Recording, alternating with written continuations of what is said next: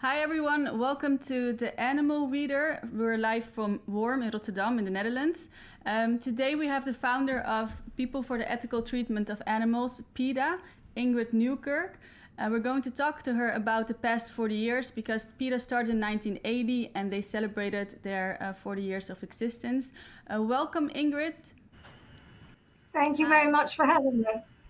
So let's just start 40 years. In 1980 you started. How did you start PETA? Well, I grew up loving animals. We had horses, dogs, you name it. I would rescue baby birds who fell from the nest, but I didn't connect the dots. Nobody did 40 years ago, almost without exception. So we ate animals. I had my first fur coat when I was 19. I went fishing, went to the circus, all of that. But when I grew up, I came to see what was happening to animals behind the scenes, where very few people go. The laboratories, the cages in the labs, the factory farms. I had a number of experiences which slowly opened my eyes to the things I was doing, I was buying, the ways I was entertaining myself that actually hurt the animals I cared about. And I thought, if I didn't know this, and my whole family was animal lovers, then there must be a lot of people like me. So I thought, I'll start a group and we'll show people what goes on behind the scenes, but not make them depressed and angry, give them ways in which they can stop supporting those cruelties. So PETA was formed. And you started this is 1980, so I am 40, so it's like exactly my whole time of my lifetime. But I only a few years ago started the same story as you have. Like I only a few years ago started seeing what's actually happening. I also grew up eating meat, and everything you said the same. But in the 80s, if I think about that time when you started showing people what was happening, how did people respond back then? Oh, people laughed. They made fun of us. They were nasty. They were mean. They didn't want their bad habits challenged. And it's funny today, I mean, it's lovely today to see that it's entered the mainstream in so many ways. We've closed down the largest circus on earth, the Ringling Brothers Circus. Animals like wild animals, elephants and so on, are now respected in the wild, except by trophy hunters. And people see vegan food everywhere. Back then, the word vegan didn't exist in the vocabulary. And if you wanted a non-dairy milk, you had to find a powder somewhere, a soy powder, and mix it by hand. So a lot has changed, and a lot has still to change, and we need everybody involved for that. And how did you why do you think PETA grew as big as it is today? Because now you start in the States, now it's a worldwide organization. It's in Asia, we're based in the Netherlands, you have PETA Netherlands, it's all over the world. What is the strength of PETA? Why did you think it became this big? I think people are people all over the world. There may be cultural differences, but you either have a heart or you don't, or you're somewhere in between. And when we started, our very first case exposed what was happening in laboratories with monkeys who had had their spines cut open. And anyone who felt one grain of empathy or sympathy was moved by that, whether they lived in Africa, Holland, Mexico, it didn't matter. And everybody thought, oh, I had no idea. What can we do to help? And those are the magic words, because it does take people working together to help. Otherwise, nothing will change. So I think it touched a nerve. It resonated with a lot of people, no matter where they were, and it just spread. And the monkey you just talked about, that was I think PETA really made a name for itself with that those photos. It was in the 80s somewhere, but I saw that picture again yesterday, and it did remind me of a picture of a year ago from Germany. So this was like almost 40 years ago. You released those pictures. People, I think the police closed down the whole laboratory, but now even in the States they have PETA is really fighting against this. I know that because we spoke to one of your colleagues a few weeks ago, but.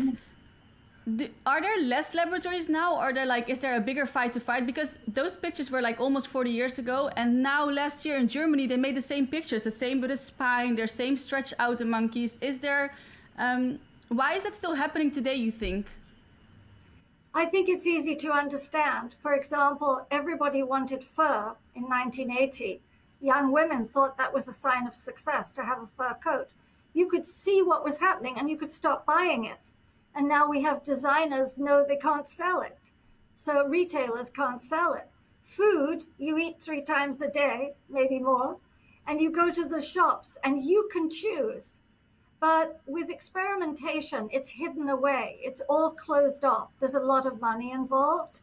And you can't instantly do anything except not buy cosmetics or household products. Use your power of the purse to influence what's happening in that way. And that we have accomplished.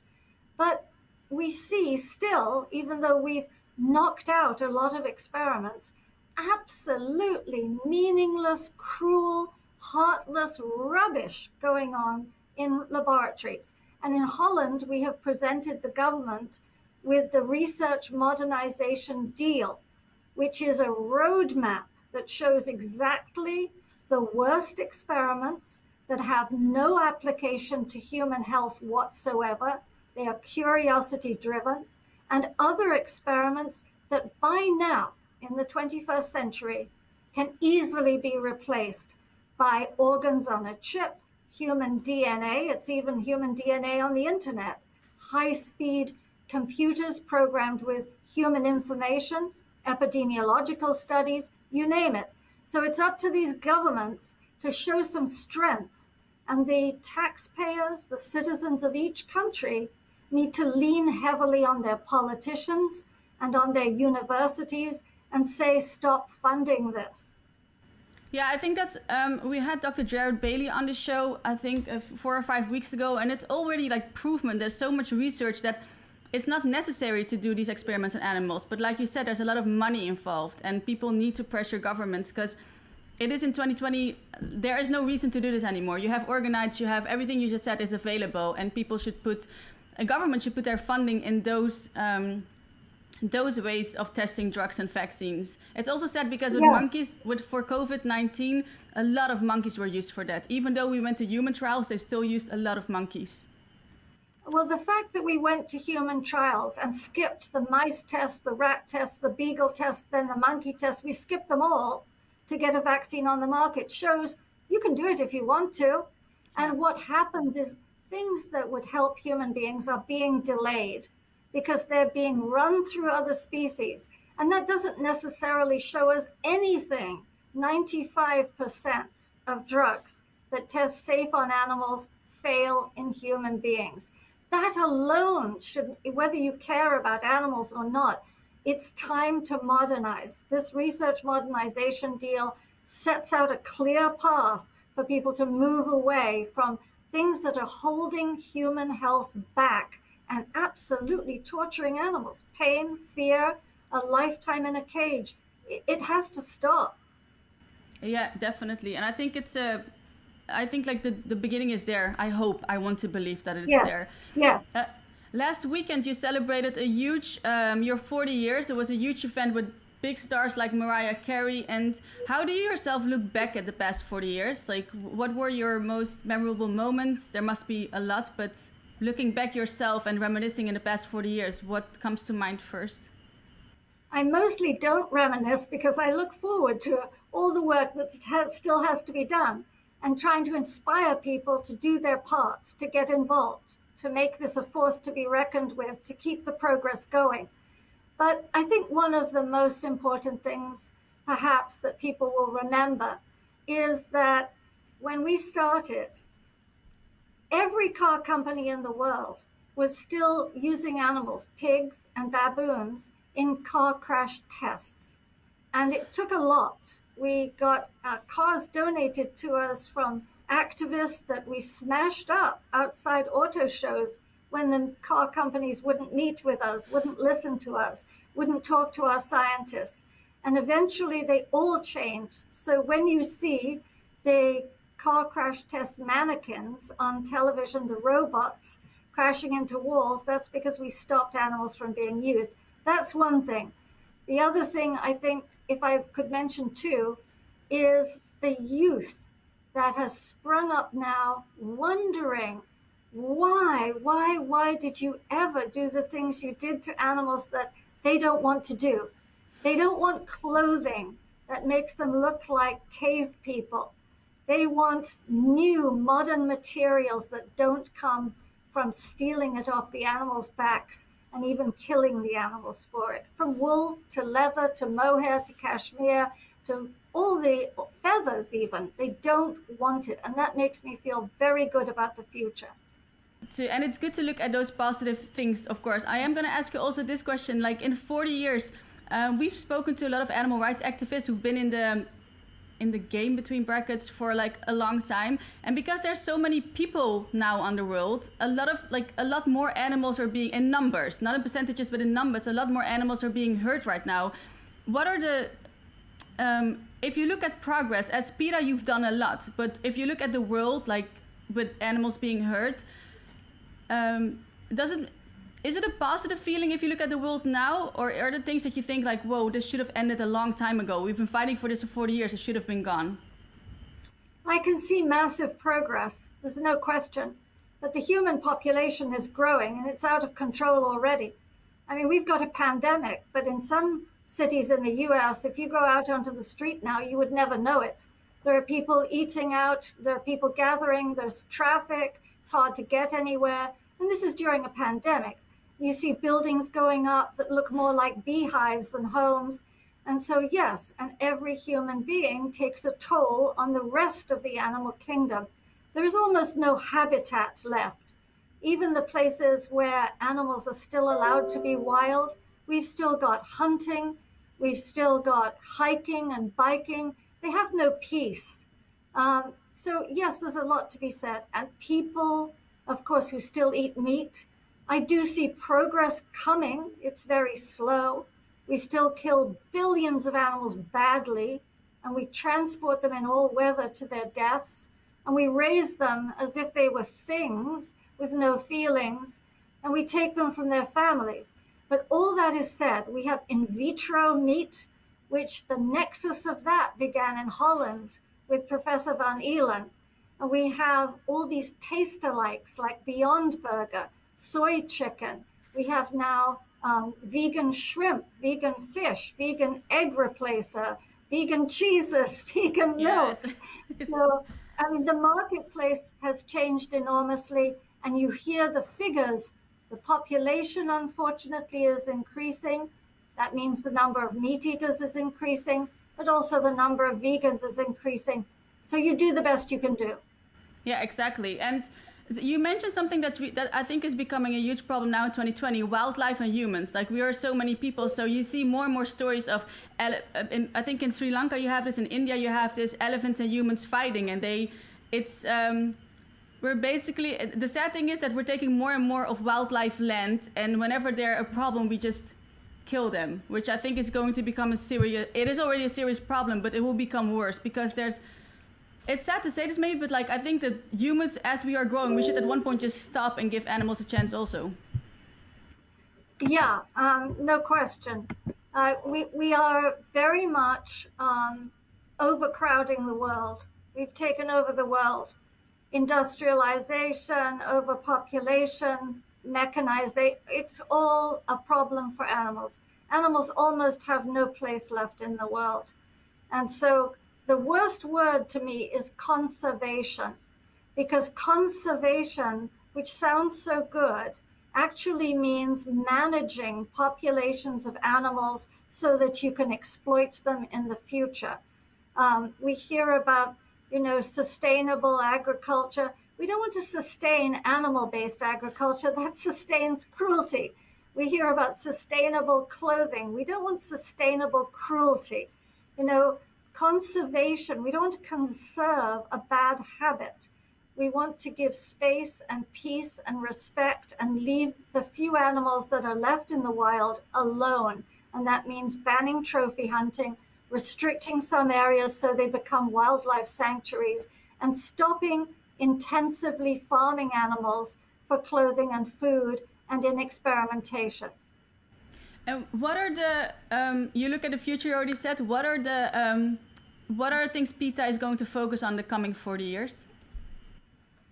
Well, it's the same. Animals are not here, in our opinion, to eat, to wear, to experiment on, to use for entertainment, or to chain up outside if you've got a dog that you treat as a burglar alarm. Animals are their own individuals. Inside everybody, there is a somebody, no matter what they look like. And so advancing respect in every sphere of human interaction with animals is our priority. And what would you like to? You started this in the 80s, 40 years ago. You were young, you were new doing this. What is your advice for young people watching this and saying, I want to do something also? And getting maybe backlash in some countries, but what would your advice be for young people? Young people are the great hope. And yes, young people have always guided us. They're the ones who stopped their parents from using hardwoods. They got their parents to recycle. They got, look at Greta Thunberg. I mean, there's a wonderful example of a young person banging her head against a wall, but one day the wall will fall if you bang it enough. So I'd say to young people, you've got a voice. You're important. Don't squander it. Use it. Whatever is in your heart, put it out there. Don't ever worry that you will be unusual or something. If your heart tells you that some bad thing should stop and some good thing should multiply. So please take your friends with you, your educators. Teach your friends to eat vegan, to wear vegan, not to go to animal-based entertainments, and to fight to get the animals out of laboratories, to show respect. We have all the resources anyone could ever need, and we're very happy to help young people with everything from tips to recipes to alternatives for anything they might like, and we love them dearly. They are absolutely wonderful activists. That's a really beautiful message that I have to follow up with this last question I wanted to ask you, because I was reading up on you and it says that in your will, you really put like, how do you say it in English, like money, or put your mouth where your money is. I don't know if I'm saying this correctly, but I wrote it in your will. It states that when you die, you want your skin to be used for a wallet and your flesh to be food. Is that correct? It is absolutely correct. I was almost in a bad plane crash. It didn't happen. We managed to land safely. And afterwards I thought, oh, I would have missed my activism. That would have been the end of it. And then it occurred to me that if my body had remained intact, it could still be used for activism things. I want some of my flesh to be barbecued with onions and garlic. I want people to think, oh, that smells good, and come over and then be told, oh, no, it's her. And then they would realize I was a volunteer. Skin and flesh and blood is all the same, but the other animals don't volunteer.